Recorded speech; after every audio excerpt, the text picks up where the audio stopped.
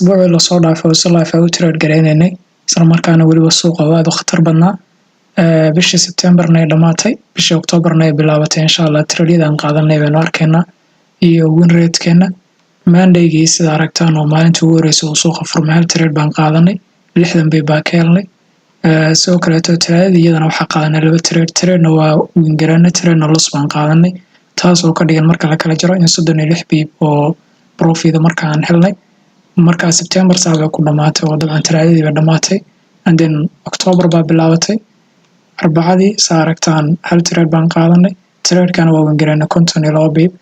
khamiistii laba trade baan qaadanay maalinka noogu xumeed bay ahayd labadii trade ba loss baan qaadanay isku dar 42 pip jimcihii laba trade baan qaadanay trade-ka hore wuxuu na siiyay 34 pip oo nagu soo laabtay waa manage gareynay trade-ka labaad markaa full target 40 pip uu na siiyay 74 pip trade-yadana waa inta ardaydu la qaateen kaliya sida live-ka wada jirka aan u sameynay marka totalka numberska trade-iskaasi 8 trade bay haayeen maxaa la dhahaa 5 trade oo kamid ah waa win garanay 3 kamid ahna loss waa qaadanay taas oo ka dhigan inuu win rate-keena 62%